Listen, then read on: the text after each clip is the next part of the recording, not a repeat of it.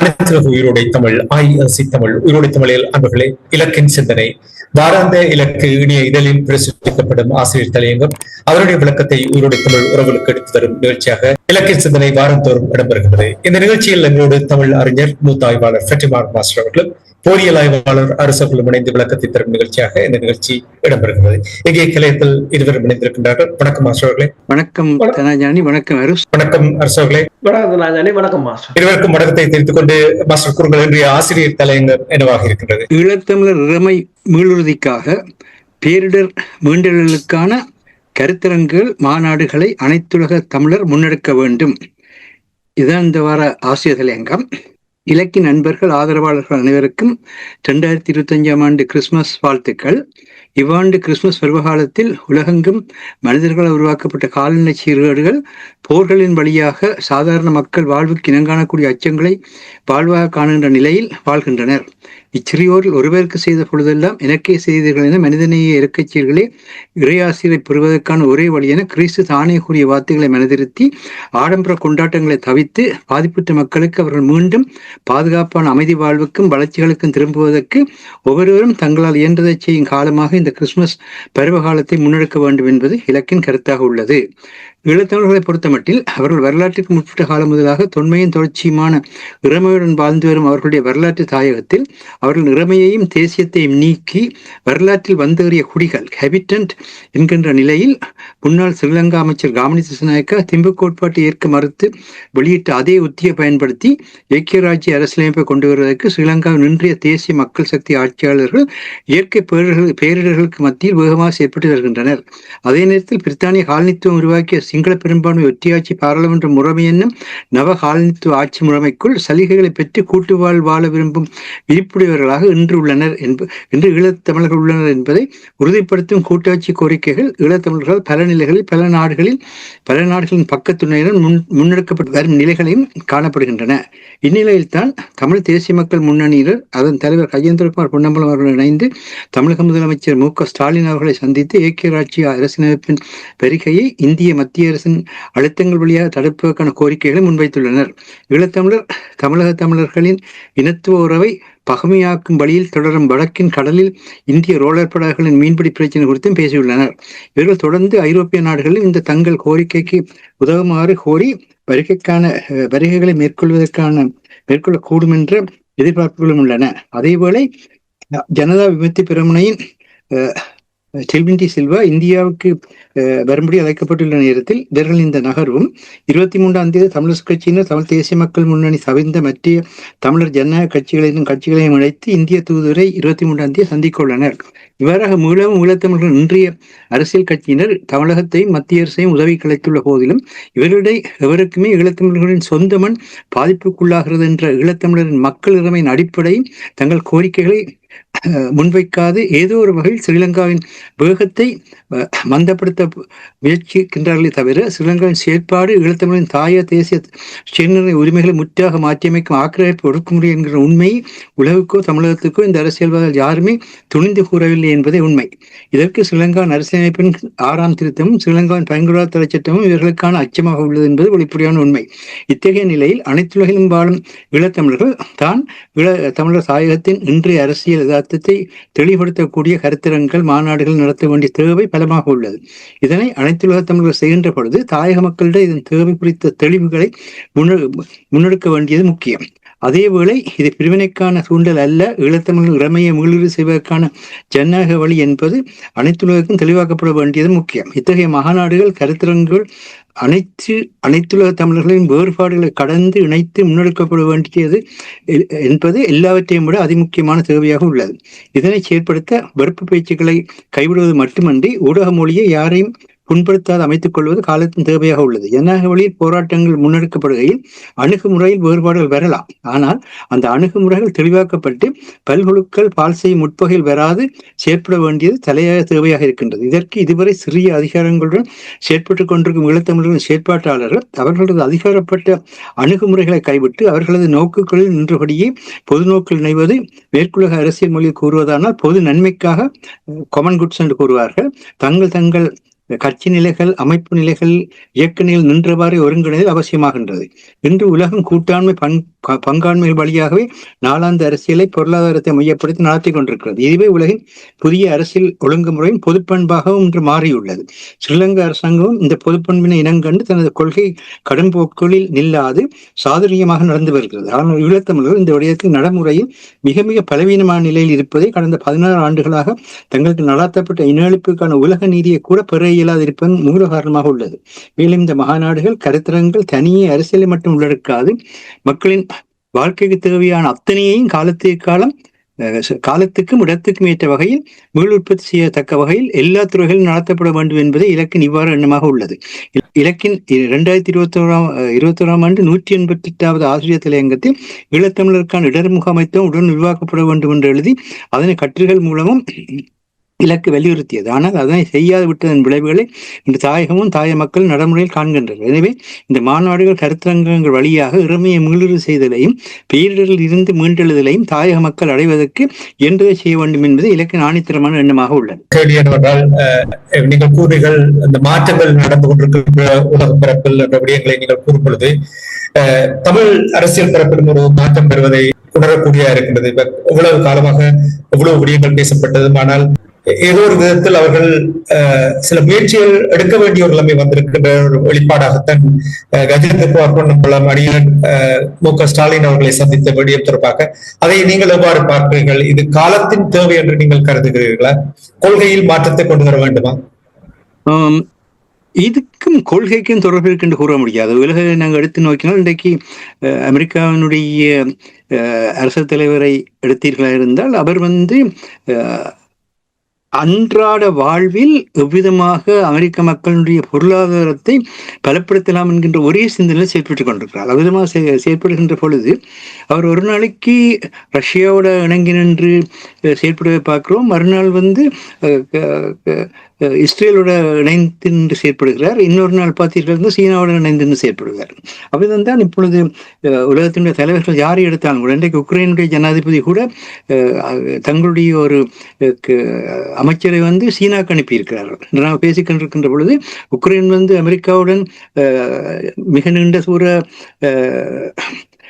ஆயுதங்களை பெறுவதற்கான பகிரத பிரயத்தனத்தில் இருக்கின்ற அதே நேரத்தில் சீனாவுக்கும் தன்னுடைய ஆட்களை அனுப்பி அங்கும் அவர்கள் தங்களுக்கான நிலையை உறுதிப்படுத்தவே பார்க்கின்றோம். இவ்வாறாகத்தான் அரசியலில் நண்பரும் இல்லை பகைவரும் இல்லை என்பது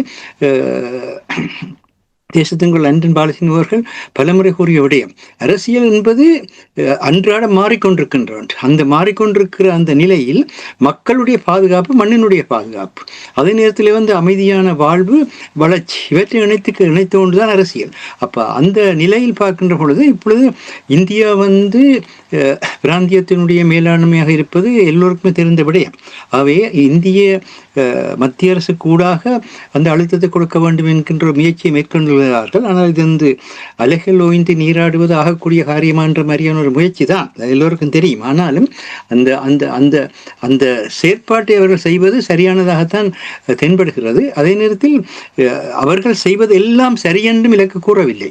இலக்கு மட்டுமன்றில்லை, யாருமே அப்படி கூறப்போவதும் இல்லை. ஒவ்வொருவரும் செய்கின்ற செயல்களில் இருக்கின்ற பலவீனங்களை சுட்டிக்காட்டி அந்த பலவீனங்களை பலப்படுத்துகின்ற ஒரு தன்மையைத்தான் நாங்கள் ஊடக தர்மமாகவே கொண்டு செயற்பட வேண்டிய தேவை இருக்கிறது. பொதுமக்கள் நிலையிலும் அப்படித்தான். யாரையுமே புண்படுத்தாத வகையில் நடந்து கொண்டிருக்கிற மாற்றங்களுக்கு ஏற்ப அந்த மாற்றத்தினுடைய உச்ச பயன்பாடு எவ்விதமாக மக்களுக்கும் மண்ணுக்கும் வெளிப்படுத்தப்பட வேண்டிய ஒரு தேவை இருக்கின்றது என்பதை நாங்கள் கவனத்தில் இருக்கணும். இன்று பார்த்தீங்கன்னா இன்றைக்கு தமிழ்நெட் மிக நீண்ட காலத்துக்கு பின்னர் இன்றைக்கு 18ஆம் தேதி டிசம்பரில் மறுக்க முடியாத சுயநிர்ணய உரிமையை கலையா முனையும் கூட்டாட்சி கோரிக்கை என்ற ஒரு இந்த இப்பொழுது நடைபெறுகின்ற கூட்டாட்சி கோரிக்கைகள் பற்றிய ஒரு ஆய்வினை வெளியிட்டிருக்கின்றார்கள். அது அவர்களுடைய கருத்து. ஆனால் அவர்கள் இந்த ஆய்வினை வெளியிடுவதற்கு அவர்களுக்கு உரிமை இருக்கின்றது. அந்த ஆய்வினை வெளியிடுகின்ற பொழுதுதான் அந்த ஆய்வுக்கூடாக இப்பொழுது போய்கொண்டிருக்கிற கூட்டாட்சி கோரிக்கைகளில் எதனை நாங்கள் மேலும் பலப்படுத்த வேண்டும், எதனை மாற்றியமைக்க வேண்டும் என்ற சிந்தனைகள் வரும். ஆனால் அதுக்காக தான் நாங்கள் இன்று இந்த ஆசிரியர் சங்கத்தை எழுதுகின்ற பொழுது கூட அதில் மிக தெளிவாக குறிப்பிட்ட விடயம் என்னென்றால் இந்த ஊடக மொழி. இந்த ஊடக மொழியில் நாங்கள் யாரையுமே தனிப்பட்ட முறையில் தாக்காது அல்லது யாரையுமே ஊக அடிப்படையில் குற்றங்குறைகள் கூறாது, ஆதாரங்களுடன் அதே நேரத்தில் ஒரு பண்பான ஒரு உரையாடலுக்குள்ளாக நாங்கள் வளர்த்து செல்ல வேண்டிய தேவை இருக்கு. பார்த்தீங்கன்னா டில்வின் சில்வா அடுத்த வாரம் இந்தியாவுக்கு போயிருக்கின்றார். இதே டில்வின் சில்வா 2 மாதத்துக்கு முதல் சீனாவில் நின்றார், 1 மாதத்துக்கு முதல் பிரித்தானியாவில் நின்றார். பாருங்கள், எங்கெல்லாம் போய் வாரார்கள். இன்றைக்கு நாங்கள் பேசிக் கொண்டிருக்கின்ற பொழுது சீனாவினுடைய கம்யூனிஸ்ட் கட்சியினுடைய குழு உறுப்பினர்கள், முக்கியமான உறுப்பினர்கள் ஸ்ரீலங்காவினுடைய ஜனாதிபதியையும் ஸ்ரீலங்காவினுடைய பிரதமரையும் சந்தித்து அந்த பின்னணியிலே அவர்கள் அங்கு தாங்கள் இந்த பேரிடர் காலத்தில் ஸ்ரீலங்காவுக்கான அனைத்து உதவிகளையும் செய்வோம் என்று கூறியதுடன் ஸ்ரீலங்காவுடைய பிரதமர் ஹரிணி அவர்கள் சீனாவுக்கு விஜயம் செய்த பொழுது அங்கு நடத்தப்பட்ட பேச்சுவார்த்தைகளை நடைமுறைப்படுத்த வேண்டும் என்றும் கூறியிருக்கிறார்கள். உதவிகள் மட்டும் செய்ய வேண்டும் என்றும் கூறவில்லை. அவர்கள் எதை பேசி எதை தங்களுடைய நாட்டுக்காக முன்வைக்கிறார்களோ அதையும் செய்யுங்கள் என்று கூறுகிறார். இதுதான் அரசியல். அதே மாதிரி இந்திய அரசியல் எடுத்தால் இந்திய அரசியலில் இந்திய அரசியல் இந்தியாவுக்குரியதான். இந்திய அரசியல் ஈழத்தமிழர்களுக்காக உண்டாக நாங்கள் பார்ப்பதுதான் தவறான ஒன்று.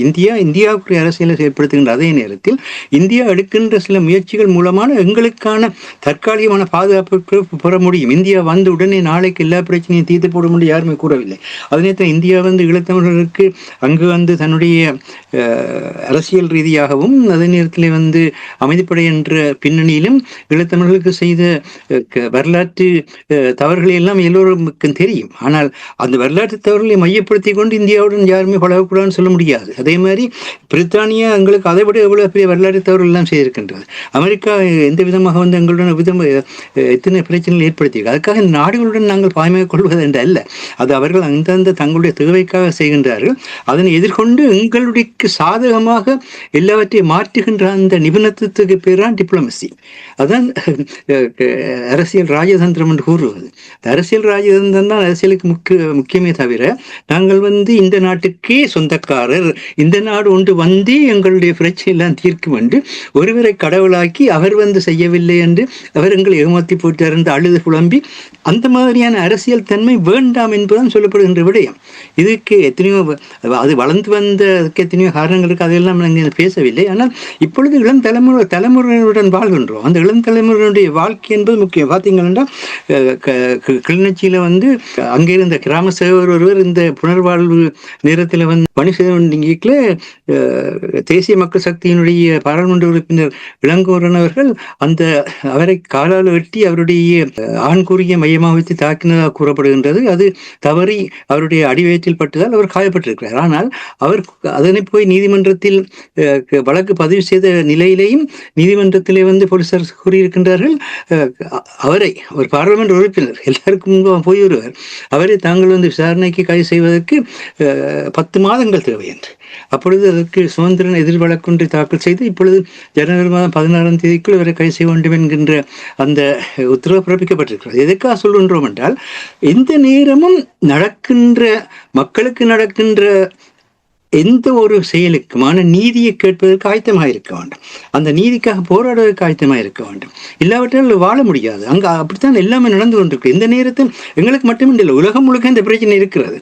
உலகம் முழுக்க இந்த பிரச்சனை இருக்கிறது. ஆனால் நாங்கள் என்னென்னு சொன்னால், அந்த பிரச்சனைகளை அதனுடைய சரிவுகளை நன்மை தீமை என்று புலம்பிக் கொண்டிருக்கிற ஒரு தன்மைகளை போமே ஒழிய அதனுடைய குறுகிய கால தேவை என்ன, நீண்ட கால தேவை என்ன, அப்படி பிரச்சனைகள் வரும்பொழுது அதை மாற்றுவதற்கான சட்ட நடவடிக்கை எப்படி இருப்பது, எப்படி ராஜதந்திரத்தை பாய்ப்பது, எப்படி மக்களுடைய பலத்தை கொண்டு வருவது என்று சிந்தித்து செயல்பட வேண்டிய அந்த செயலை செய்யாமல் இருக்கிறோம் என்பதுதான் இப்பொழுது இருக்கின்ற பிரச்சனையாக இருக்கின்றது. நிச்சயமாக நீங்கள் கூறுவது இங்கே அடிக்கடி நாங்கள் கூறிக்கொண்டு வந்திருக்கின்றோம். அதாவது திட்டம், குறுகிய கால, இடைக்கால, நீண்ட கால திட்டங்கள், தமிழர் தரப்புக்கு தேவை என்ற விடயங்களை கூறும் பொழுது நீங்கள் மாநாடு நடத்த வேண்டிய விஷயங்கள், அதனுடைய முக்கியத்துவத்தை நீங்கள் வெளிப்படுத்தியிருக்கிறீர்கள். நான் ஆரம்பத்தில் இந்த கொள்கை மாற்றம் தொடர்பாக கேட்டதற்கு காரணம் என்னவென்றால், உங்களுக்கு தெரியும், இலங்கை இந்திய ஒப்பந்தம் தொடர்பாக நிறைய எழுமறிகள் இருந்தது. ஆனால் இப்பொழுது வருகின்ற செய்திகளை பார்க்கும் பொழுது உறுதிப்படுத்தப்படவில்லை. வருகின்ற செய்திகளை பார்த்தால் இந்திய இலங்கை ஒப்பந்தத்தை ஏற்றுக்கொள்ளுகின்ற ஒரு நிலைப்பாட்டுக்கு வந்திருப்பது போல் தெரிகின்றது. நாங்கள் பொறுத்திருந்து பார்ப்போம். அந்த விடயத்தில் ஒரு கவனமா இருக்க வேண்டும். நான் இதுவரை வாசித்த செய்திகளின் அடிப்படையிலோ அல்லது அறிந்த அடிப்படையிலோ சென்றிருக்கின்ற தமிழ் தேசிய மக்கள் முன்னணியுடைய எந்த ஒரு உறுப்பினர்களும் அந்த இந்திய இலங்கை ஒப்பந்தத்தை ஏற்றுக்கொண்டதாக ஒரு வசனம் கூட கூறவில்லை. அதே நேரத்தில் மாகாண சபையை ஏற்றுக்கொள்வதாக கூட கூறவில்லை. அவைகள் வரலாற்றினுடைய வளர்ச்சி நிலைகள். அதுக்கு எங்களுக்கு சாதகமான பாதகமான விடயங்களை நாங்கள் பேசி வாதாட வேண்டிய உரிமை இருக்கிறது. இப்பொழுது இருக்கிற பிரச்சனை இந்த ஐக்கிய ராஜ்யம் என்பது வருவதன் மூலம் ஏற்படக்கூடிய ஆபத்துக்கள் இருந்து நாட்டை பாதுகாப்புகின்ற அடிப்படையில் செயற்படுகிறார்கள். நிச்சயமாக. நன்றி மாஸ்டர். அரசர்களே, மாஸ்டர் கூறியது போல இந்த ஐக்கிய ராஜ்யம் என்பது ஒரு பெரிய ஒரு சிக்கலுக்கள் தமிழ் மக்களை முடக்கும் என்பது நான் நினைக்கிறேன் ஒட்டுமொத்த தமிழினமும் அதை புரிந்திருக்கிறார்கள். ஆனால் இப்பொழுது ஒரு மாற்றம் ஒன்று வந்திருக்கிறது. இப்ப கஜேந்திர பார்ப்பன் அவர்களுடைய அணி அங்கே தமிழகத்துக்கு சென்றது. அங்கே குறிப்பாக மீனவர்கள் பிரச்சனை தொடர்பாக பேசியிருக்கிறார்கள் என்ற விடயங்களை அறியக்கூடியதாக இருக்கின்றது. இவ்வளவு காலமும் உங்களுக்கு தெரியும், இவ்வளவு காலமாக அந்த மீனவர்கள் எதிர்கொண்ட பிரச்சனைகள் யாருமே அதை முன்னெடுத்து செயல்படாத நேரத்தில் இப்பொழுது இந்த நேரத்தில் இந்த விடயத்தை இங்கே முன்னிலைப்படுத்தி பேசுவதற்கு என்ன முக்கிய காரணம்? இது ஒரு சாதகமான ஒரு சூழலை ஏற்படுத்தி இருக்கின்ற என்று நீங்கள் நம்புகிறீர்களா? ஏனென்றால் நான் நினைக்கிறேன் மாஸ்டரும் நீங்களும் அந்த செய்தியை இறுதியாக வந்த செய்தியை பார்க்கவில்லை. நான் அதாவது கஜேந்திரகுமார் அங்கு கஜேந்திரகுமாரும் திருமாவளவனும் எல்லோருமாக இணைந்து ஒரு பத்திரிகையாளர் மாநாட்டை நடத்தி கொண்டிருந்தார்கள். அந்த காணொளி இப்போது வந்திருக்கின்றது. அதில் அவர்கள் தாங்கள் முதலமைச்சரிடம் 3 கோரிக்கைகளை வைத்ததாகவும், இலங்கை இந்திய ஒப்பந்தத்தை தாங்கள் ஏற்றுக்கொள்வதாகவும், 13வது திருத்த சட்டத்தை தாங்கள் ஏன் ஏற்றுக்கொள்ளவில்லை என்றால் அதில் அதிகாரங்கள் இல்லை என்று சொல்லியும், அந்த அதிகாரங்கள் அதற்கு கிடைக்குமாக இருந்தால் அதை ஏற்றுக்கொள்வதாகவும், அதை திருமாவளவன் பேசும் போது கூறினார். தமிழீழம் என்பது அவர்களின் இறுதி இலக்காக இருக்கின்றது. இருந்த போதும் அதற்கு அது வரையிலும் இவ்வாறான ஒரு இடைக்காலத்தை ஏற்றுக்கொள்வதற்கு அவர்கள் தயாராக இருப்பதாகவும், அந்த அதிகாரங்களை பெற்றுக் கொடுப்பதற்கு முதல்வர் ஸ்டாலின் நடவடிக்கை எடுக்க வேண்டும். இந்த நில ஆக்கிரமிப்புகள், பௌத்த ஆலயங்கள் அமைத்தல், இந்து ஆலயங்களை இடித்தல், பௌத்த ஆலயங்களை கட்டுதல் எல்லாம் இந்த தமிழ் மக்களுக்கான எந்த அதிகாரமும் இல்லாததால் தான் இடம்பெற்று வருவதாகவும், இந்த மீனவர் பிரச்சனை தொடக்கம் எல்லா பிரச்சனைக்கும் காரணம் தமிழ் மக்கள் அந்த நாட்டில் ஒரு அதிகாரம் இல்லாமல் வாழ்ந்து வருவதாகவும், இதில் கஜேந்திரகுமார் எல்லோரும் சுற்றவர நின்றார்கள். ஆனால் கஜேந்திரகுமார் பொன்னம்பலம் மட்டும்தான் பேசினவர். அவர் தந்த 3 கோரிக்கைகளையும் வைத்து அதை கூறியிருந்தார். மீனவர் பிரச்சனையில் அவர் கூறியிருந்தது என்று சொன்னால், இந்த பிரச்சனையில் 2 பக்கமும் இழப்புகளை சந்திக்கிறார்கள். எனவே இதுக்கான ஒரு நடவடிக்கை எடுக்குமாறும், அதே சமயம் என்பிபி அரசு அண்மையில் இடம்பெற்ற போராட்டத்தில் இந்த மீனவர், அதாவது இந்திய தூதரகத்தை அகற்றி சீன தூதரகம், அமெரிக்க தூதரகத்தை கொண்டு வருவதாக சொன்னது என்று சொல்லி அவர்கள் ஆனால் ஒரு நல்லதை செய்திருக்கார். அதை அவர்கள் எதிர்க்கவில்லை. அந்த கருத்தை அவர் கண்டிக்கவில்லை. அப்படி சொல்றதுக்குரிய காரணம் நீங்கள் இந்த பிரச்சனையை வளர்ப்பதுதான் என்றுதான் சொல்லியிருக்கிறார். அவர் அதை பற்றி இப்ப அங்க யாழ்ப்பாணத்தில் இருக்கிற மீனவ சங்கங்கள் தலகளா நின்று கூத்தடிச்ச மாதிரி கஜேந்திரகுமார் சொல்லவில்லை. அவர் சொன்னார் இப்படி எல்லாம், அதாவது இந்திய தூதரகத்தை அகற்ற வேண்டிய ஒரு நிலைக்கு வந்திருக்கிறது என்று சொன்னால் அதுக்கு நீங்கள் இந்த பிரச்சனையை வளர விட்டதுதான் காரணம் என்றுதான் சொல்லி அது ஒரு ராஜதந்திர ரீதியாகத்தான் அவர் அணுகி இருக்கிறார். அது ஒரு உண்மையா நல்ல விடயம். ஆனாலும் அதே சமயம் இந்த இலங்கையின் புதிய அரசியல் 3 கோரிக்கைகளை தான் வைத்திருக்கிறார்கள். 3வது கோரிக்கை என்னென்று சொன்னால், இந்த புதிய அரசியல் யாப்பில கூட்டாட்சி உள்ளடக்கப்பட வேண்டும் என்பதை, அதற்கான அழுத்தத்தை ஸ்டாலின் தலைமையிலான அரசு கொடுக்க வேண்டும் என்று கூறியிருக்கின்றார். உண்மையில் இவர்கள் போகும் போதே நான் யோசித்தேன், அதாவது மீனவர் பிரச்சனை, அதாவது மக்களின் அன்றாட பிரச்சனை முதலாவது முக்கியமானது. அது இல்லாமல் இவர்கள் அடுத்த தேர்தலில் தலையெடுக்கவே முடியாது. இப்ப மீனவர் சங்கங்கள் கண்டனம் தெரிவிக்கிறோம், அது இதென்று 4 பேர் இணைந்து வெளியிட்ட அறிக்கை மிகவும் படுகேவலமானது ஒன்று. என்னென்று சொன்னால், ஆர்வோ ஒருவர் ஒழுங்குபடுத்துறதுக்கு பல ஆயிரம் பேர் போறார்கள் என்று சொன்னால் அந்த பல ஆயிரம் பேரும் உங்களை நிராகரித்ததாகத்தான் அர்த்தம். மற்றது இது தொடர்பாக இன்னொரு ஊடகவியலாளர் சந்திரசேகரனுடன் கேட்டபோது சந்திரசேகரர் கூறியிருக்கின்றார், நாங்கள் மக்களுடன் தான் நிற்போம் தோழரே என்று. இப்ப அவங்க மக்களோட நிக்க நீங்கள் இந்திய தூதரகத்தோட நிக்க இந்த அடுத்த முறை தேர்தலில் நீங்கள் அடிச்சே துரத்தி போடுவாங்க யாழ்ப்பாணத்துல இருந்து. அப்படி ஒரு நிலையை நீங்கள் போய் இந்தியாவில் கேட்கலாம் என்று தான் சொல்லுவார்கள். இது ஒரு மிகப்பெரிய ஒரு பிரச்சனை. அடுத்ததாக அதுல பேசியவர்கள் கூறுகிறார்கள் என்னென்று சொன்னால், தாங்கள் தீர்வு கேட்க போக இலங்கை சந்திரசேகர் சொல்றாராம் இந்திய தூதரகத்தை முற்றுகையிட சொல்லி. சரி, அமைச்சரே சொல்றாருன்னா நீங்க முற்றிட வேண்டிய அப்புறம் என்ன? இப்ப என்ன பிரச்சனை? எங்க என்ன பிரச்சனை என்றால், இங்க நாடு வழிய தூதரகத்தை நீங்கள் முற்றுகையிடாத அரசாங்கம் விடா. இங்க அரசாங்கமே சொல்லுதுன்னா உனக்கு என்ன பிரச்சனை? அதான பிரச்சனை. இப்ப அரசாங்கம் நீங்கள் வீடியோ எடுத்து பாருங்க, அமைச்சர் சொல்றாராம் முற்றுகையிட சொல்லி. முற்றுகையிட நீ பிறகு என்ன? அதுல அமைச்சர் இன்னொரு வீரவசனம் காட்சியிருக்கிறார். தாங்கள் கடற்படைக்கு கட்டளை விட்டு தடுத்து நிறுத்துவோம். இப்ப அந்த வீரவசனம் வந்தது. இதுக்கு பிறகுதான் ஒருவர் உளவியலாளர் எடுத்த போது அமைச்சர் சொல்லியிருக்கிறார், ஓம் தோழரை நாங்கள் சொன்ன நாங்கள் மக்களுடன் நிற்போம். அவங்க இப்ப மக்களோட என்று போனாங்கள் என்று சொன்னால் மக்கள் இருக்கிற பிரச்சனைக்கு இப்ப பாருங்க, கிட்டத்தட்ட ஒருத்தன் 2 பேர் ஒழுங்குபடுத்தி 5000-10,000 பேர் போறாங்க என்று சொன்னால் அது அந்த மக்களுக்குரிய பிரச்சனை அங்க இருக்கின்றத உணர வேண்டும். அப்ப அதுக்கு நின்று கொண்டு நாங்கள் இந்திய தூதரகத்துக்கும் துணை தூதர என்னென்றால் விசா, இன்னொருவர் சொல்றார் விசா எடுத்து இந்தியாவுக்கு போறதுக்கு நாங்கள் இந்த கொழும்புக்கு போகணும். யாழ் பல்கலைக்கழகத்திலிருந்து கன பேர் அமெரிக்காவுக்கும் யூகேக்கும் தான் வராங்க. அப்ப அவங்களுக்கும் ஒரு தூதரகம் வேணும் தானே யாழ்ப்பாணத்துல. அவங்க என்ன கொழும்புல போய் விசா எடுக்கிறது? கதை கேட்க கொஞ்சமாவது யோசிச்சு கதைக்கணும். என்னத்தை கதைக்கிறோம், ஏது கதைக்கிறோம், இதற்காட்டி அது பேசாமல் இருந்திருக்கலாம். ஆனால் இப்ப கந்தரோவார் போய் கதைச்ச இடத்துல டக்டிக்கா தான் கதைச்சிருக்கிறார். அவர் சொன்ன நீங்கள் வளர விட்டாதான் இப்படி மக்கள் இந்த நிலைமைக்கு வந்திருக்கிறார்கள் என்று சொல்லியிருக்கிறார். உண்மையில் நீங்கள் சொன்ன மாதிரி ஒரு மாற்றம் இருக்கின்றது. ஏண்டா கந்தரோவார் பொன்னம்பலம் கருத்தும் திருமாவளவன் அதுக்கு அடுத்ததாக அவர் தான் உரையாற்றியவர். அவர் சொல்லும் போதும் சொன்னார், தமிழீழம் என்கிற கோரிக்கையாக இருக்கும், அதில் இந்த மாற்ற கருத்தும் இல்லை. பொது வாக்கெடுப்பு என்கிற கோரிக்கையாக இருக்கும், அதில் இந்த மாற்று கருத்தும் இல்லை. ஆனால் அதற்கிடையில் இந்த இதுகளை பாதுகாப்பதற்கு, இந்த மக்களின் வளங்கள், மக்களின் மண்ணை, கலாச்சாரத்தை, மொழியை பாதுகாப்பதற்கு ஒரு அதிகாரம் தேவை. அதை தமிழகம் எடுத்துக் கொடுக்க வேண்டும் என்று சொல்லியிருக்கிறார். அதாவது நீங்கள் கூறுகின்ற விடயங்களை வைத்து பார்க்கும் பொழுது இந்த மீனவர்களுடைய பிரச்சனையை எவ்வளவு காலமாக ஓடிக்கொண்டுதான் இருக்கின்றது. எத்தனையோ அமைச்சர்கள், கடல் தொழில் அமைச்சர்கள் எல்லாம் வந்துவிட்டு போனார்கள், ஒன்றுமே நடக்கவில்லை. எத்தனையோ அரசாங்கங்கள் இதை பார்த்தார்கள், ஒன்றுமே நடக்கவில்லை.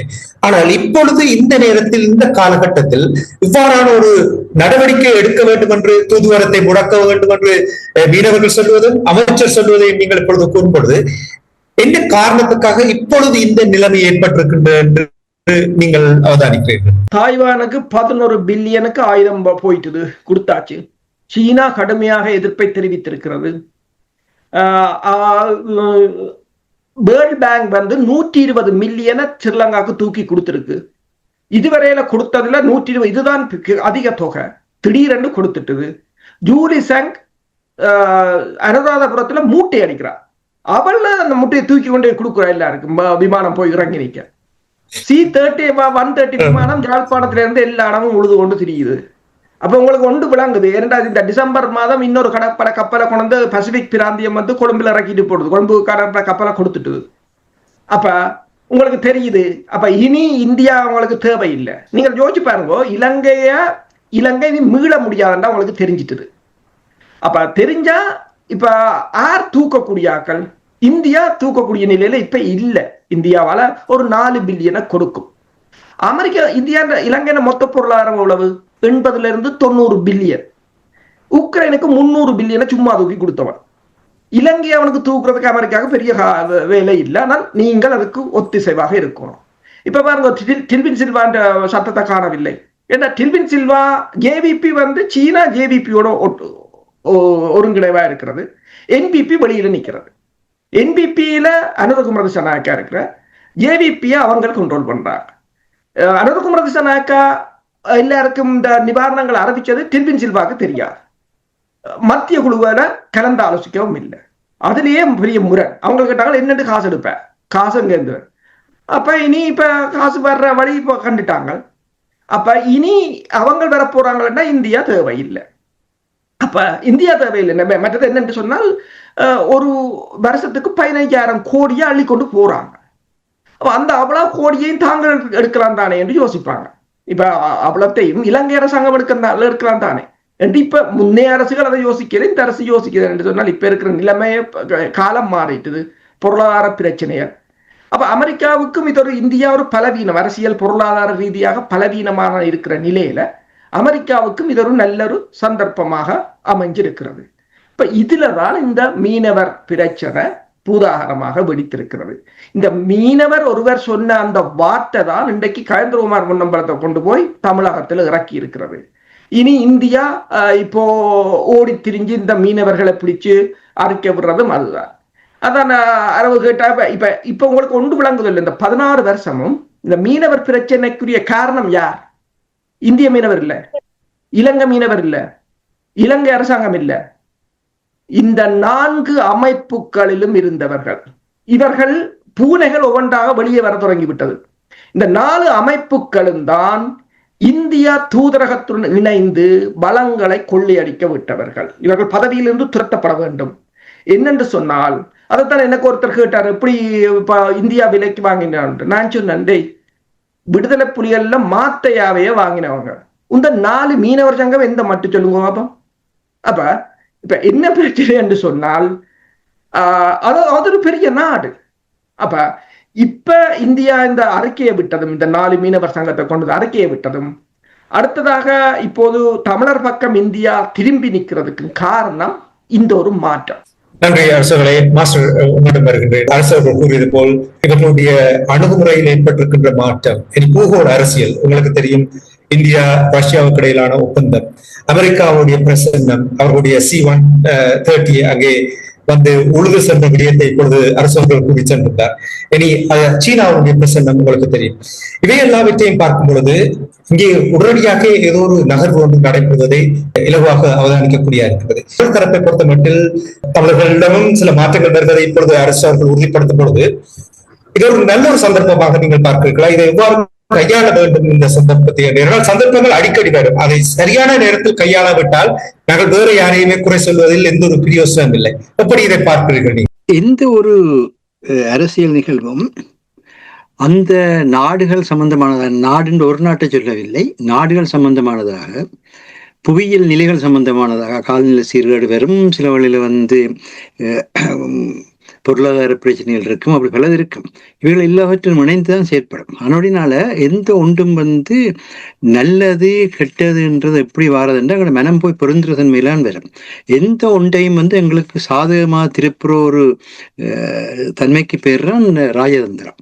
அப்ப இப்ப ஏற்பட்டிருக்கிற நிலைமை ஒரு மிகவும் இக்கட்டான நிலை. இன்றைக்கு உலகத்தில் இருக்கிற நிலை மிக இக்கட்டான நிலை. எந்த நேரத்தில் எது நடக்கும் என்று சொல்ல முடியாத இக்கட்டான நிலை மட்டுமில்லை. இப்போ ட்ரோன்களுடைய சுவர்கள் எழுப்பப்பட்டு எல்லைகள் கூட மனிதரால் பாதுகாக்கப்படுவதற்கு பதிலாக ட்ரோன்களால் பாதுகாப்படுற சூழ்நிலை கொண்டிருக்குது.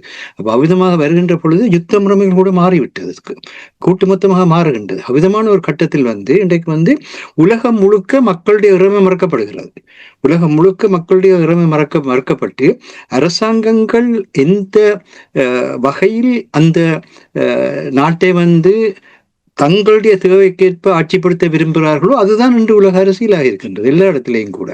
அதன் உலகம் முழுக்க பார்த்தீங்கன்னா எங்கு பார்த்தாலும் ஒரு கொந்தளிப்பும் ஒரு சிக்கலமான நிலை இருக்கின்றது. இப்படியான நேரத்தில் நாங்கள் ஜனநாயகத்துக்காக போகின்ற பொழுது நாங்கள் இப்ப இருக்கிற உடன் பிரச்சனை என்னன்னு ஒன்று இருக்கு. அதான் இப்ப அரசு கூறிய மாதிரி இப்ப மீன்பிடி பிரச்சனை என்பது ஒரு உடன் பிரச்சனை, அதை தீர்ப்பதற்கான தேவை ஒன்று இருக்கிறது.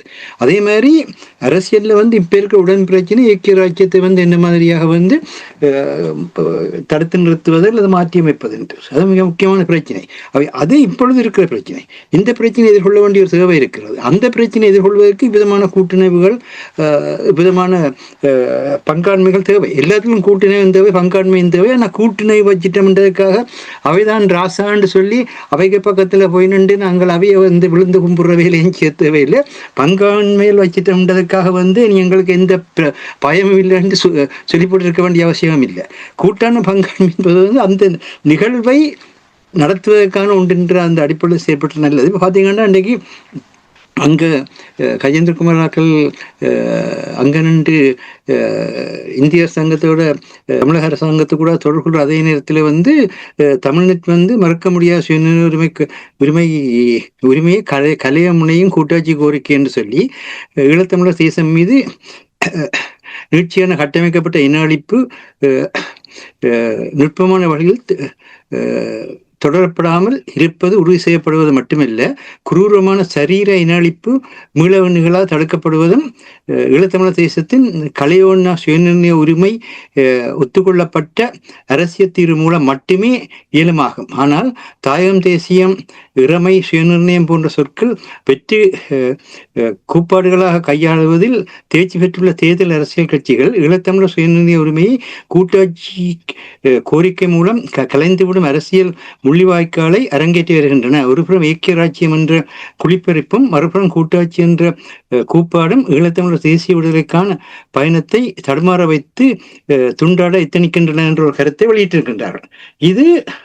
இதை அந்த கூட்டாட்சி தொடர்பான ஒரு விளக்கமாக பார்க்க வேண்டுமே தவிர, அந்த கூட்டாட்சியை முன்னெடுப்பவர்கள் இவ்விதமாக எங்கள மக்களிடத்திலிருந்து விதமான தன்மைகள் வருகின்றன என்பதை எடுத்து விளக்கி அதன் வழியாக மேலும் தங்களுடைய கோரிக்கைக்கு அந்த மாதிரியான தன்மைகள் புதிய கூட்டாட்சி என்றவர்கள் சொல்வதற்குள் வராதவாறு தடுப்பதற்கு உரிய சரத்துக்களை சட்டம் மூலமாக சேர்ப்பதற்கு முயற்சிக்க வேண்டுமே தவிர, ஒரு கருத்தை சொல்லிவிட்டால் அந்த கருத்தை சொன்னதற்காக அவரை விலக்கி வைப்பதோ அல்லது அந்த கருத்தை சொன்னவரை ஒரு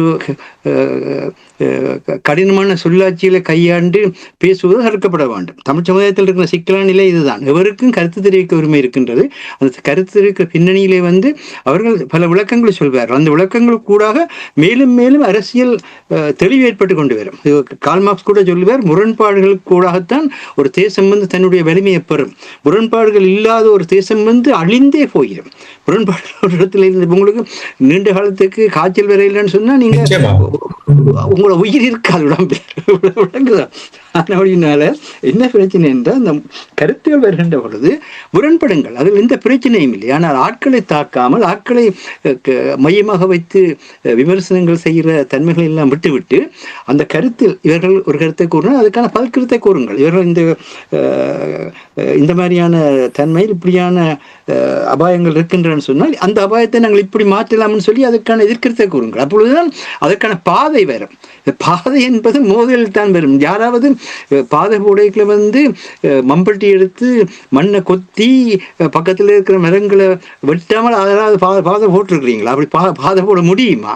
அப்போ ஒரு மாற்றத்தை ஏற்படுத்தித்தான் பாதையை போடலாம். அப்போ அந்த மாற்றத்தை ஏற்படுத்துகின்ற பொழுது பல கருத்துக்களும் வந்து மோத வேணும். நாங்கள் அதுக்காகத்தான் மாநாடுகளின் கருத்துரங்கள் முக்கியம்னு சொல்லிக்கணும். ரணில் விக்ரமசிங்க காட்டி கொடுத்த வழியில் தேசிய மக்கள் சக்தி ரணில் விக்ரமசிங்கை விட அதிக அளவு கருத்தரங்கங்களையும் அதிக அளவு மாநாடுகளையும் நடத்தி கொண்டிருக்கிறது. அதுதான் அவர்களுடைய மக்களுக்கிடையிலான தொடர்பாக இருக்கிறது. இன்றைக்கு உரையாடல் தான் மக்களுக்கிடையான தொடர்பாக இருக்கிறது. நாடுகளுக்கிடையான தொடர்பாக கூட உரையாடல் தான். இன்றைக்கு நாங்கள் பேசிக்கொண்டு கேட்கல, ரஷ்யாவினுடைய உரைய வைக்கப்பட்டிருக்கின்ற பணத்தை எடுத்து உக்ரைனுக்கு கொடுக்க வேண்டும் என்ற அடிப்படையிலே ஐரோப்பிய ஒன்றிய நாடுகள் இன்று பேசிக்கொண்டிருக்கின்றன. அதுக்குள்ளே பலத்த மோதல், பலத்த சண்டை. ஆனால் அவர்களுடைய நோக்கம் வந்து உக்ரைன் வந்து பாதிப்புக்குள்ளானால் அதனுடைய விளைவாக தொடர்ந்து ஐரோப்பிய நாடுகளும் பாதிப்புக்குள்ளாகும் என்று வாதாடுகிறார்கள் ஒரு பகுதியினர். இன்னொரு பகுதியினர் ரஷ்யாவுக்கு பக்கத்திலேயே இருக்கிற நாடுகளாக இருப்பதால், ரஷ்யாவுடன் நட்பு நாடுகளாக இருப்பதாலும் இந்த மாதிரியான தன்மைகள் வந்து தங்களுடைய எதிர்காலத்தை பாதிக்கும் என்று வாதாடுகிறார்கள். இதுதான் இயல்பு. அதுக்காக அந்த நாடுகளை சேர்ந்தவர்கள் ஒளிம்பி ஓடிவிட்டார் என்ற கருத்து அல்ல. ஆகவே இந்த மாநாடுகள் கருத்தரங்களை நாங்கள் வலியுறுத்துகிற காரணம்னா, மாநாடுகளுக்கு வாருங்கள், கருத்தரங்களுக்கு வாருங்கள், எதிரும் புதிருமான கருத்துக்களை முன்வையுங்கள், அதன்படியாக வந்து நாட்டினுடைய சேவைகளையும் விளக்கங்களையும் அழியுங்கள். அவ்விதமாக செய்வதன் மூலமாகத்தான் நாங்கள் உண்மையாகவே வந்து ஒரு கருத்தியல் மாற்றத்தை கொண்டு வர வேண்டும். அந்த கருத்தியல் மாற்றம் கொண்டு வரப்படுகின்றது. அதே நேரத்திலே அவரவருடைய லட்சியங்களோடு இருங்கள், அதில் எந்த பிரச்சனையும் இல்லை. அந்த லட்சியங்கள் உடனடியாக எய்தப்படக்கூடிய நிலை இருக்கின்றதா என்பதுதான் மிக முக்கியமான விடயம். அவை அந்த நிலையை நீங்கள் அந்த லட்சியங்கள், அது மட்டும் இல்லை, மாற்றங்கள் வருகின்ற பொழுது அந்த லட்சியங்களும் கூட சில மாற்றங்கள் வரலாம். அது மக்கள் எடுக்க வேண்டிய முடிவு, அது வேறு விடயம் அது. ஆனால் அவரவர்களுடைய லட்சியங்களோடு இருந்து கொண்டு, ஆனால் பொது விடயங்கள் வந்து நாங்கள் நேருக்கு நேர் நின்று நாங்கள் வந்து எதிர்த்து கதைத்து கருத்துக்களை அகலப்படுத்தி ஆழப்படுத்தி அது உலக அரசியலோடு எந்த அளவுக்கு அதை பொருந்தது என்ற தன்மையில கொண்டு வந்து அதன் வழியாக தான் நாங்கள் உலக நாடுகளையும் உள்ளுக்கு இழுக்கலாம். தனியே நாங்கள் போய் அவர்களிடத்துல வந்து நீங்கள் எங்களுக்கு உதவி செய்யுங்கள், நீங்கள் எங்களுக்கு உதவி செய்யுங்கள் கேட்டு ஒரு நாளும் உதவி நடக்காது. ஏன் எங்களுக்கு உதவி செய்ய வேண்டும்? ஒவ்வொரு நாட்டிலும் எவ்வளவு பிரச்சனை இருக்குது. எந்த நாட்டிலும் இன்றைக்கு வந்து ஒரு சாதாரண மகன் வந்து கடன்காரனாக இல்லாத நிலையிலே எந்த நாட்டில் ஜிடிபி இருக்குது, எல்லா நாட்டிலும் வந்து கடன் தொழில் மிகப்பெரிய பிரச்சனையாக இருக்குது. அப்போ அப்படி பல சிக்கல் இருக்குது. அவை வந்து அரசியல் என்பது நாங்கள் நினைக்கும் அப்போது ஒரு அதிகாரத்தை ஒரு இடத்திலிருந்து ஒருவர் பெறுகின்ற ஒன்று அல்ல. அதுக்கு மாறாக கூட்டு மொத்தமான முழுமையான மாற்றங்களை கொண்டு வர வேண்டும். நீங்கள் கூறுவதாக ஒத்து போகிற, அதாவது அரசியல் முதிர்ச்சி, ஒரு கருத்தை நீங்கள் கூறுவது போல் கருத்தை கொண்டு வரும் பொழுது அதுக்கு மாற்று கருத்துக்கள் அது தொடர்பாக ஆராய்ந்து அந்த வட்டத்தை விட்டு வெளியில் போய் விவாதித்து வரும் பொழுதுதான் ஒரு தெளிவு பிறக்கும். தெளிவு பிறக்கும் பொழுதுதான் அந்த பாதையை கண்டுபிடிக்கலாம் என்று இங்கே நான் நினைக்கிறேன் 6-7 ஆண்டுகளாக இந்த வானொலியில் நாங்கள் மீண்டும் மீண்டும் வலியுறுத்தி கொண்டு வருகிறோம். ஆனால் இங்கே ஒரு சந்தர்ப்பம் என்று நாங்கள் நீங்கள் கூறும் பொழுது ஒரு சாதகமான சூழலை ஏற்படுத்துகின்ற என்று நீங்கள் கூறும் பொழுது மாஸ்டர், உங்களுக்கு தெரியும் தமிழ் தரப்பு இடையில் பிளவுகள் இருப்பது. இதைத்தான் எல்லா நாடுகளும் தங்களுக்கு சார்பாக தமிழர்களுடைய பிரச்சனையை கையில் எடுத்து அதை முன்னகர்த்தி செல்வதற்கு அவர்களும் தயங்குவதற்கு இந்த தமிழருடைய ஒற்றுமை தொடர்பாக, அந்த ஒற்றுமை தொடர்பாக நீங்கள் ஏற்கனவே தெளிவாக வழங்கப்படுத்தி விட்டு நிலைப்பாடு இருக்கும் பொழுது இப்ப இவர்கள் இங்கே போய் தமிழ்நாட்டுக்கு சென்றதும் அங்கே சந்தித்தது தமிழரசு கட்சி இதுக்கு எவ்வளவு இடையூறாக இருக்க போகிறார்கள், அல்லது அவர்களிடமும் ஒரு மாற்றம் வருவதற்கான ஒரு நிலைமையை நீங்கள் பார்க்கிறீர்களா? இப்பொழுது கட்சிகள் எவ்வாறு இடையூறாக இருக்க போறார்கள் என்று சிந்திப்பதை விட புலத்தில் இருக்கிற மக்கள், அனைத்துலக தமிழர்களாக இருப்பவர்கள் வந்து எது ஏற்புடையதோ எது சிறந்ததோ அதை நாங்கள் வழிகாட்டுவதன் மூலமாக அந்த பின்னணி கூடாக நாங்கள் வந்து கருத்துக்களையும் மற்றும் மக்களுக்கான தெளிவுகளையும் அளிக்க வேண்டும். ஆனால் மக்கள் தான் முடிவெடுக்க வேண்டியவர்கள் எந்த 2வது கட்ட பேச்சுக்கும் இடம் இல்லை. அதை செய்கின்றதான் நாங்கள் செய்யணுமே தவிர அங்கிருக்கின்ற கட்சிகள் வந்து எங்களுக்கு தெரியும் அவர்கள் வந்து ஸ்ரீலங்கா அரசாங்கத்தை சார்ந்து நின்றுதான் தங்களுடைய வாழ்க்கையை நடத்த வேண்டிய தேவை இருக்கிறது. 6வது திருத்தத்தாலும் 13வது பயங்கரவாத தடைச்சட்டத்தாலும் அந்த பிரச்சனை இருக்கின்றது. ஆகவே அவர்களை மறந்து விடுவோம். இப்பொழுது வந்து பிரச்சனை என்னென்றால் புலத்தில் இருக்கின்ற அறிவார்ந்த சமூகமும் புலத்திலே இருக்கின்ற நிதிவள சமூகமும் ரெண்டும் ஒருங்கிணைந்து தங்கள் தாயகத்துக்கான தேவைகளையும் தங்கள் தாயகத்துக்கான எதிர்காலத்தையும் கட்டியெழுப்ப வேண்டும். அந்த தேவைகளையும் எதிர்காலத்தையும் அங்கிருக்கின்ற மக்கள் அவர்கள் ஏற்கக்கூடிய முறையில் அவர்களுக்கு தெளிவுபடுத்தி அவர்கள் வழியாக கோரிக்கையை முன்வைத்து இவர்கள் உதவி செய்ய வேண்டும் என்பதுதான் இலக்கினுடைய கருத்தாக இருக்கிறது. இதே நேரத்தில் உங்களுக்கு தெரியும் வலிந்து காணாமலாக்கப்பட்டவர்களுடைய போராட்டங்கள் உங்களுக்கு தெரியும். அதுதான் ஈழத்தமிழுடைய பிரச்சனையை உலக சர்வதேச பரப்பில் உயிர்ப்போடு வைத்திருந்தது. அதே போல் இப்பொழுது மீனவர் பிரச்சனையும் ஒரு பெரிய ஒரு பிரச்சனையாக தலை தூக்கி நிற்கின்ற நேரத்தில் தமிழர் தரப்பை நீங்கள் பார்த்தீர்கள் என்றால் ஏற்கனவே தமிழரசு கட்சி ஏரிய கட்சிகள் தொடர்பாக நான் கூறும்பொழுது இனி அரசாங்கத்தோடு NPP அரசாங்கத்தோடு இதை எவ்வாறு கையாளப்படும் என்று நீங்கள் அவதானிக்கிறீர்கள்? இதற்கு எவ்வளவு இணக்கப்பாட்டை அவர்கள் வெளிப்படுத்துவார்கள்? அரசாங்கம் வந்து என்றுமே தன்னுடைய அதிகாரத்தன்மையிலிருந்து இறங்கி வராது என்பது வெளிப்படையான உண்மை. ஆனால் அந்த அரசாங்கத்தை அழுத்தப்படக்கூடிய ராஜதந்திர முயற்சிகளுக்கு கூடாகத்தான் இந்த ஈழத்தமிழர்கள் தங்களுக்கான சாதகமான சூழ்நிலையை உருவாக்கலாம். ஆன காரணத்தினால்தான் இப்பொழுது நாடுகள் இதில் ஈடுபட்டிருக்கின்றது என்பது வெளிப்படையான உண்மை. ஒன்று சுவிஸ், அடுத்தது வந்து பிரித்தானியா, அடுத்தது வந்து ஜெர்மன், அடுத்தது வந்து நோர்வே. இது வெளிப்படையாகவே தெரிந்து கொண்டிருக்கின்றது. இந்த புதிய அரசியலமைப்பு உருவாக்குற பின்னணிகளில் இந்த நாடுகளுடைய வளவாளர்களும் இந்த நாடினுடைய செயற்பாட்டாளர்களும் ஈடுபட்டுக் கொண்டிருக்கிறார்கள் என்பது வெளிப்படையான உண்மை. ஆனால் அதே நேரத்தில் வந்து இந்தியா தனக்கான இந்திய துணைக்கண்டத்தினுடைய பெரிய நாடு என்ற முறையிலே தனக்கான ஆற்றலை கொண்டிருக்கின்றது. ஆகவே இந்த தன்மைகளை உணர்ந்து இவைகளுக்கு ஊடாக இருக்கின்ற சூழ்நிலையில் எங்களுக்கு சாதகமான ஒன்றை உருவாக்குறது பற்றிய ஒரு நிலை தான் இன்றைக்கு இருக்கின்றது. அதே நேரத்தில் வந்து மக்களுக்கான உறுதி மக்களிடத்திலே இருக்கின்றது. நாங்கள் மக்களுக்கு ஒற்றுமையில் என்று சொல்கின்றோம். ஆனால் அங்கே இந்த இயற்கையின் பேரிடர் வந்த பொழுது மக்கள் எவ்வளவு தூரத்துக்கு ஒற்றுமையான வேலை செய்தார்கள். அது மட்டும் இல்லை, மற்ற இனத்தைச் சேர்ந்த மக்களும் கூட ஒரு சிலருக்கு அந்த காழ்ப்புணர்வுகள் வெறுப்புகள் இருந்தாலும் கூட பெரும்பாலான மக்கள் அந்த சூழ்நிலையை கடந்து போறதுக்கான ஆற்றலை வெளிப்படுத்தினார்கள் என்பது வெளிப்படையான உண்மை. இது இந்த மாதிரியானதான் எதிர்காலம் கட்டமைக்கப்பட முடியும் என்று சொன்னால் இது தேச நிர்மாணம், நேஷன் பில்டிங் ப்ரோசஸ். அப்போ தேச நிர்மாணத்தில் பலதும் வரும், பல சவால்கள் வரும். ஒவ்வொரு முறையும் சவால்கள் வரைக்கும் அதை எப்படி எதிர்கொள்வதுன்னு சொல்லி திட்டமிடுவதுதான் ராஜதந்திரம், அதை செயல்படுத்துவதுதான் நிர்வாகம். ஆகவே தனியே இது அங்கே இப்போ எங்களை பொறுத்த மட்டில் ஈழத்தமிழர்கள் அரசற்ற தேச இனமாக இருக்கின்றார்கள். நேஷன் வித்தவுட் ஸ்டேட் என்று சொல்வார்கள். ஆகவே நேஷன் வித்தவுட் ஸ்டேட் என்ற நிலையில் இருக்கின்ற ஈழத்தமிழர்களுக்கு உலகத்தில் இருக்கின்ற அனைத்து தமிழர்களும் தான் அந்த மக்களை பாதுகாக்கின்ற கரங்களாக, அந்த மக்களுக்கான பொருளாதார வளத்தை உறுதிப்படுத்துகின்ற கரங்களாக இருக்க வேண்டும். இதுதான் தேசிய தலைவர்களும்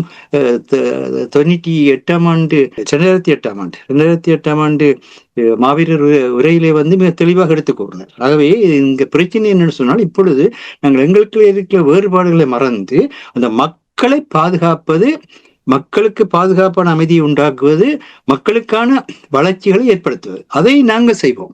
அப்படி செய்கின்ற பொழுது மக்கள் முடிவெடுப்பார்கள். எங்கள் மக்களுக்கு அதற்கான போதிய ஆற்றலும் அறிவும் அனுபவம் இருக்கிறது. எல்லாத்துக்கும் மேலாக இந்த தங்களுடைய இன்னுயிரையே தங்களுடைய மண்ணுக்காகவும் மக்களுக்காகவும் பணித்த அந்த மாவீரர்களுடைய ஆன்மீக பலம் இருக்கின்றது. இதைத்தான் நாங்கள் திரும்ப திரும்ப சொல்ல வேண்டியிருக்கின்றது. ஆகவே நாங்கள் செய்ய வேண்டியது, நாங்கள் ஸ்ரீலங்கா பாராளுமன்றம் என்ன செய்ய விமர்சிச்சு கொண்டிருக்கிறது இல்லையோ, இல்லாட்டி அங்கு கட்சி அரசியலை பற்றி பேசிக் கொண்டிருக்க எந்த பிரயோசனம் இல்லை. அதை பேசித்தான் இவ்வளவு காலத்தை வீணடிக்கிறோம். அதை விட்டு ஒவ்வொருவரும் தாயகத்தினுடைய வளர்ச்சிக்கான செயற்திட்டங்களை நீங்களே உருவாக்கி நீங்களே வெளிப்படுத்துங்கள். அப்படி வெளிப்படுத்துகின்ற ஒரு சிறிய அளவாக இருக்கட்டும். ஒருவருமே ஒரு மிகப்பெரிய மாற்றத்தை கொண்டு வர முடியாது. ஆனால் நாங்கள் சிறிய சிறிய செயற்பாடுகளை கொண்டு வந்தோம் என்றால் அது ஒரு மிக பலமானதாக மாறும். இப்பொழுது உங்களுக்கு நேரடியாகவே சொல்வதாக இருந்தால், இப்பொழுது மக்களுக்கான ஒரு ஊடகம் பலமாக தேவை என்று எல்லாரும் பேசிக்கொண்டிருக்கிறோம். நீங்கள் மக்களுக்கான ஊடகத்தை எல்லாருமாக சேர்ந்து உருவாக்குங்கள். அந்த மக்களுக்கான ஊடகத்தை உருவாக்குவதில் என்ன தடைகள் இருக்கின்றது என்பதை எல்லாருமாக கூடி பேசுகிற தடைகளை அகற்றுங்கள். நாங்கள் யாரையுமே குறை சொல்லவில்லை. ஏன் ஒருத்தருக்கு ஒருவர் நாங்கள் அச்சப்பட வேண்டும்? ஏன் நாங்கள் ஒரு சந்தேகமாக பார்க்க வேண்டும்? நேரடியாகவே எங்கள் அச்சங்களையும் சந்தேகங்களையும் தெரிவித்து நாங்கள் இந்த மாதிரியாக ஒரு ஒருங்கிணைப்புகள் வருவதற்கு இது சந்தேகமாக இருக்கிறது, இது அச்சமாக இருக்கிறது. அப்போ அதை தாண்டி கொண்டு போகின்ற பொழுது செயல் திட்டம் நடைமுறையாகும். அதை விட்டு ஒவ்வொரு செயற்திட்டத்தையும் ஒவ்வொரு நிறுவனத்தையும் நாங்கள் சந்தேகத்துடன் அச்சத்துடன் பார்க்கின்ற காரணத்தினால் எல்லா நிறுவனங்களுமே கூட்டுமொத்தமாக செயலிழந்து போகிற நிலைக்கு போய்கொண்டிருக்குது. இந்த நிலை தொடர்பாக இருந்தால் இன்னும் ஒரு சில ஆண்டுகளில் ஈழத்தமிழர்களுக்கான செயற்பாட்டாளர்கள் கூட அனைத்து உலகத்தில் இல்லாத போகிற நிலை ஏற்படும். இப்படித்தான் உலகத்திலே நடைபெறுவது. ஆகவே இந்த விடயத்தில் அவதானமாக இருக்க வேண்டும் என்பதுதான் இலக்கினுடைய கருத்தாக இருக்கின்றது. இன்னொரு கேள்வி என்னவென்றால், நீங்கள் கூறினீர்கள் அரசியல் தீர்வு தொடர்பாக நிறைய நாடுகள் ஈடுபட்டிருக்கின்றன. நீங்கள் கூறினீர்கள் சுவிட்சர்லாந்தை கூறினீர்கள், பிரித்தானியாவை கூறினீர்கள், ஜெர்மனியை கூறினீர்கள், இந்தியாவை கூறினீர்கள். ஒன்று மட்டும் தெரிகின்றது, சமீபத்தில் ஏற்பட்ட பூகோள அரசியலுடைய அந்த நகர்வு இந்தியா அவர்களுடைய அணுகுமுறையில் ஒரு மாற்றத்தை, கொள்கையில் மாற்றம் ஏற்பட்டதோ என்று எனக்கு தெரியாது, ஆனால் அணுகுமுறையில் ஒரு மாற்றம் ஏற்பட்டிருக்கின்றது தெளிவாக தெரிகின்றது. இந்தியா இந்த மாற்றம் அல்லது இந்த சந்தர்ப்பம் இப்பொழுது ஒரு சாதகமான ஒரு சூழல் வந்திருப்பதற்கு இந்தியாவுக்கு இது எவ்வளவு தேவையாக இருக்கிறது என்று நீங்கள் கருதுகிறீர்கள்? இது இப்பொழுது உலக அரசியலை மையப்படுத்திய ஒரு பிரச்சனையாக இருக்கின்றது. உலக அரசியலில் கடந்த வாரத்தில் நடந்த சிலியில் நடந்த தேர்தல் கூட சிலியினுடைய அதிதீவிர வலதுசாரி கட்சி தான் வெற்றி பெற்றிருக்கின்றது. உலகம் முழுவதும் இப்பொழுது ஏற்பட்டுக் கொண்டிருக்கின்ற மாற்றம் அமெரிக்கர்களுக்கு உரியது, ஐரோப்பியர்களுக்கு உரியது என்கின்ற போக்கிலே அமைகின்றது. அவ்விதமாக போகின்ற பொழுது ஆசியர்களுக்கு உரியது என்கின்ற ஒரு தன்மை இயல்பாகவே வந்து கொண்டிருக்கிறது. இயல்பாக அப்படி வருகின்ற அந்த பின்னணியில் தான் சீனாவுக்கும் இந்தியாவுக்கும் இடையிலான இணைப்புகள் கூட போய்கொண்டிருக்கிறது. சீனாவுக்கும் இந்தியாவுக்கான இணைப்புகள் இரண்டு ஒன்றாகிவிட்டது என்ற கருத்து அல்ல. ஆனால் இப்பொழுது ஏசியன் ஃபோர்ட்ரஸ் என்று சொல்வார்கள், ஆசிய பாதுகாப்பு அரணொன்றை உருவாக்க வேண்டிய தேவைக்குள் ஆசிய நாடுகள் இருக்கின்றன. அது காலத்தினுடைய பொருளாதார பிரச்சனை கூட வந்திருக்கின்ற விடயம். ஆனால் அதை மாற்றி இப்பொழுது எல்லா இடத்திலும் மனிதத்துவத்துக்கு முக்கியத்துவம் கொடுக்க வேண்டும் என்ற கோரிக்கைகளும் பலமாக எழுகின்றது. இப்ப நேற்று யூரோ நியூஸ் எடுத்து பார்த்தீர்கள் என்றால், யூரோ நியூஸில் பெண் பிரசிடரும் ஒரு ஆண் பிரசிடருமாக 2 பேருமே சட்டத்துறையிலும் விற்பனர்கள், அரசியலிலும் விற்பனர்கள் நேரடியாக கதைக்கின்ற பொழுது அவர்கள் தெளிவாக சொன்னார்கள், அதாவது எந்த ஒரு நாடும் குடிவரவு இல்லாத ஒரு நாடாக உலகத்தில் இருக்க முடியாது. குடிவரவு இல்லாத நாடாக இருக்கின்ற பொழுது அந்த நாட்டினுடைய எல்லா வளங்களும் கூட அழிந்து போயிடும். ஆனபடினால அந்த பின்னணியில நீங்கள் அவர்கள் பேசுகின்ற பொழுது எதை கூறுகின்றார்கள் சொன்னால், அப்படியான ஒரு சூழல் இருக்கின்ற பொழுது நாங்கள் ஒவ்வொரு குடிவரவு பெறுபவர்கள் அல்லது அரசியல் தஞ்சம் கோரியவர்கள் ஒரு சிலர்ல குற்ற உணர்வுகள் இருக்கலாம். அவர்களை இனம் கண்டு அவர்களை தண்டியுங்கள், எந்த பிரச்சனையும் இல்லை. ஆனால் இனங்களுக்கு மேல் அதை ஒரு இன வெறுப்பாக ஒரு மாற்றாதீர்கள் என்ற கருத்தை முன்வைத்தார்கள். இதில் அந்த வாதங்கள் நடந்து கொண்டிருக்கின்ற பொழுது கூட நீங்க யூரோ நியூஸ் பார்த்தால் தெரியும், அவர்கள் கையாளுகிற சொல்லு க்ளவுஸ் ஆஃப் என்று சொல்வார்கள். க்ளவுஸ் ஆஃப் கையை கட்டி போட்டு நேர உண்டுகிற நிலை என்று கேள்வியில் கேட்பார்கள். அதே மாதிரி shoulder to shoulder, head to ஹெட்னு கேட்பார்கள். இதில் எதுக்காக சொல்கின்றார்கள்? நேர எதையும் சந்தித்து பேசி பழக வேண்டிய ஒரு தேவை ஊடகத்தில் இருக்கின்றது. ஊடகத்துக்கு நேர அந்த மாதிரி கதைச்சு பேசுகின்ற பொழுதுதான் அவர்களுக்குள்ளே அப்படி நேர பேசுபவர்கள் கூட கை கொடுத்து பின்னர் உறவு நிலைக்கு போற தன்மைகள் கூட வருகிறது. இது எதற்காக சொல்கின்றோம்னு சொன்னால், உரையாடலுக்கு கூடத்தான் ஜனநாயக வழிகளில் போராட்டங்கள் வளர முடியும். உரையாடல்கள் எவ்வளவுக்கு வளர்க்கப்படுதோ அந்த அளவுக்கு தான் போராட்டங்களுடைய நோக்கங்களும் அந்த இலக்கை அடையும். ஆனபடியினால்தான் இந்த எதிர்வரும் காலத்தை நாங்கள் அடுத்த வருடம் 1976ஆம் ஆண்டு வட்டுக்கோட்டை தீர்மானம் நிறைவேற்றப்பட்டது என்ற முறையிலே அடுத்த வருஷம் வட்டுக்கோட்டை தீர்மானத்தினுடைய 50வது ஆண்டு. அந்த 50வது ஆண்டிலே அந்த மக்களுடைய அரசியல் யதார்த்தத்தின் உண்மை நிலையையும் அது மாற்றப்பட முடியாத ஒரு தன்மை கொண்டது. அதை மாற்றுவதாக இருந்தால் அந்த மக்களுடைய இறைமையின் அடிப்படையிலான தீர்வுதான் அதுக்கு இறைமை என்பது உடனே பிரிவினை என்று சொல்ற அந்த தன்மையிலிருந்து விடுபட வேண்டும். இறைமை என்பது என்னுடைய மண்ணில் நான் வாழ்வதற்கான உரிமை, அதுதான் சுயநிர்ணய உரிமை என்று சொல்லி கூறுவார்கள். சுயநிர்ணய உரிமை என்றால் என்ன? நானே நிர்ணயிக்கின்ற உரிமை. அந்த நிர்ணயிக்கிற உரிமை கூட என்னுடைய அரசியலை கொண்டு வர உரிமை. இவைகளை பற்றி தெளிவாக இன்னும் கதைப்போம் என்று சொன்னால் இப்பொழுது நேரம் நெருங்குகின்ற நினைக்கின்றேன். ஆகவே இந்த நேரத்திலே நாங்கள் செய்ய வேண்டியது என்று சொன்னால், இந்த மாநாடுகள் கருத்தரங்கங்களை செய்கின்ற பொழுது இளையவர்களையும் அதில் ஈடுபட செய்து, தனிய தமிழ் மொழியில் மட்டும் அந்த கருத்தரங்கங்களை வைக்காது அந்தந்த நாடுகளிலே இருக்கின்ற இளையவர்களுடைய பங்களிப்பை அந்தந்த மொழிகளுக்கு கூட அவர் வழங்கக்கூடிய ஒரு விதத்திலும் கொண்டு அதன் அடிப்படையில் ஒரு பலமான ஒரு கருத்தியல் தளத்தை ஒன்றை நாங்கள் உருவாக்குவதன் மூலம்தான் செயற்பாட்டு தளத்தை அதன் பின்னணியில் தான் நாங்கள் வெளிக்கொண்டு முடியும். அப்படி செயற்பாட்டு தளத்தை வெளிக்கொண்டுகின்ற பொழுதுதான் அதுக்கான மதியையும் நிதியையும் அளித்து அதை மக்களுக்கான ஒரு வளர்ச்சி போக்கு கொண்டு செல்லலாம் என்பது இலக்கினுடைய கருத்தாக இருக்கிறது. மிகவும் சுருக்கமாக நாங்கள் நிகழ்ச்சி கொண்டு வர வேண்டும். நான் யார் மீதும் விமர்சனம் வைப்பதற்காக இந்த கேள்வி கேட்கவில்லை, ஒரு உண்மைத்தன்மையோடு இருப்பதற்காக கேள்வி இருக்கின்ற தமிழ் தரப்பை எடுத்து பார்த்தீர்கள் என்றால், பேச்சுவார்த்தைகள் என்று வரும்பொழுது இவ்வாறான நிலைமைகளை வெளிப்படுத்தும் பொழுது வேறு அரசாங்கங்களோடாக இருக்கட்டும், வேறு நாடுகளோடாக இருக்கட்டும், தமிழ் தரப்பிடம் ஆளுமை உள்ளவர்களில் பலரை காண்போம். கஜேந்திர குமார் அவர்களிடம் நிச்சயமாக ஆளுமை இருக்கிறது. ஆனால் அவரை தவிர்த்தவர்களை யாரை பார்த்தாலும் ஆளுமை இல்லாதவர்கள் அல்லது அவர்கள் வேறு நிகழ்ச்சிகளில் இயக்குகிறார்கள். அப்படி என்றால் இது எப்படி புத்திஜீவிகளை, துறைசார் நிபுணர்களை எவ்வாறு உள்ளடக்கி இந்த விடயத்தை ஒரு சரியான பாதைக்கு கொண்டு போவது ஒரு சவாலாக அமைய போகின்ற என்று நீங்கள் நம்புகிறீர்கள்? சுருக்கமாக கூறுங்கள். இது சுருக்கமாக கூறுகின்ற இதுக்கான கருத்தை என்னுடைய பேராசிரியராக இருந்த பேராசிரியர் கா. சிவத்தம்பி அவர்கள் ஒரு முறை கூறினார்கள். அவர் மிக தெளிவாக கூறிய விடயம் என்னவென்றால், நீங்கள் நெஞ்சத்தில் இருந்து பேசுவீர்களாக இருந்தால் இந்த ஆளுமை தேவை, இந்த பணத்தேவை, இந்த அதிகார தேவை என்பனவெல்லாம் தேவையில்லை. நெஞ்சத்திலிருந்து பேசுகின்ற பொழுது இன்னொருவருடைய சார்பாக நாங்கள் மாறுவோம். இன்னொருடைய சார்பாக மாறுகின்ற பொழுது அவரும் நானும் இணைகின்ற தன்மை பெறும். அவரும் நானும் இணைகின்ற பொழுது மனித உறவாடல் கூட மனித பலம் பெறுகிறது. இப்பொழுது என்ன நடக்கிறது என்றால், எங்கு நாங்கள் பேசுகின்ற பொழுது மனித உறவு உடைகிறது. மனித உறவு உடைகின்ற பொழுது மனித பலத்தை இழக்கின்றோம். நீங்கள் எவ்வளவுதான் கல்விப்பழம் உள்ளவராக இருந்தாலும், எவ்வளவுதான் நீங்கள் செல்வன் தன்மையை கொண்டவர்களாக இருந்தாலும், எவ்வளவு அதிகாரத்தை கொண்டவர்களாக இருந்தாலும், மனித பலத்தை இழந்தோம் என்று சொன்னால் அத்தனையும் போயிடும்.